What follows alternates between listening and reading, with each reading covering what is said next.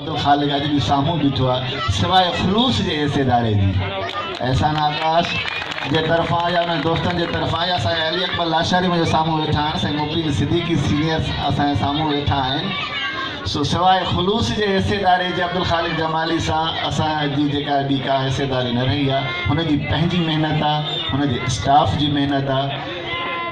Private school जा सदर, नायब सदर, जनरल सेक्रेटरी बि मुंहिंजे साम्हूं जेके वेठा आहिनि उहे सम्झनि था त कंहिं बि प्राइवेट हलाइण जे लाइ तो उनमें मेन किरदार जेको भी हूंदो आहे उहो स्टाफ जो हूंदो आहे। उहो ऑपरेटिव आहे। स्टाफ तव्हां वटि हिकिड़ो क्वालिफाइड आहे ऐं स्टाफ तव्हां वटि पाण अर्पण जे जज़्बे तहत जेकॾहिं हू पंहिंजूं महिनतूं तव्हांजे साम्हूं रखे थो त यकीनन तव्हां बाज़ जी परवाज़ कंदो।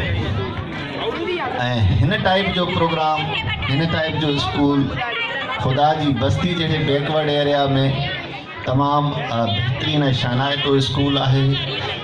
बिल्डिंग तकरीबन सभी पेरेंट्स के खालिक जमाली जी सुठी आदत होंगी है।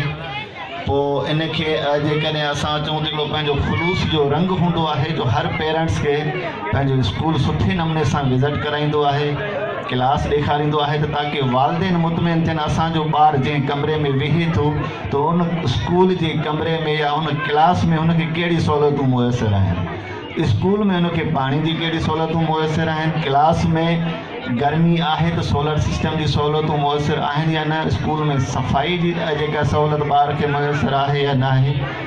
ही in school ji building purchase करण खां वठी ही नंढड़ो पार्क स्टेब्लिश करणु, झूला लॻाइणु, प्लस में ही नंढड़ो जेको आहे त यूनिफॉर्म कोरस जो नंढड़ो शॉप जो स्टेब्लिश करणु, माना हिन मां लॻे थो त अब्दुल खालिक जमाली स्कूल सां बिल्कुलु सचो आहे ऐं हुन जी दिलचस्पियूं जेके आहिनि सिर्फ़ु प्रोफेशनल तरीक़े सां न आहिनि बल्कि हुन जूं दिलचस्पियूं जेके आहिनि ज़ाती तरीक़े सां बि हिन स्कूल सां सुहिणे नमूने सां वाबस्ता आहिनि। वालदेन अब्दुल्ला कोहिस्तानी अब्बास डेवलपमेंट फाउंडेशन जो चेयरमैन आहे जंहिं ऑल ओवर सिंध में लॻभॻि 3000 इज्तिमाही शादियूं पंहिंजे फाउंडेशन जे थ्रू करायूं आहिनि। उन खां अलावा 3000 खां 5000 शागिर्दनि में हींअर ताईं मुफ़्त यूनिफॉर्म, मुफ़्त कोरस, मुफ़्त उन जी स्कॉलरशिप जेका आहे अब्बास डेवलपमेंट फाउंडेशन जे तरफ़ां थी आहे। ऐं अॼु उहो असांजे हिन जेको आहे त नंढड़े ऐं ख़ूबसूरत प्रोग्राम में एज़ अ सदर जे तौर ते हिन प्रोग्राम में शामिल थिया आहिनि। इहा हिकिड़ी जेका आहे नवाण आहे प्रोग्राम में। ॿी नवाण प्रोग्राम में इहा थो ॾिसां त स्टेज जो रुख थोरो मटियल आहे, हिन तरफ़ आहे, इहा बि नवाण आहे। न त हर साल होॾां स्टेज थींदी आहे ऐं ॾाढी सोड़ थींदी आहे पर कमु हलाए वेंदा आहियूं।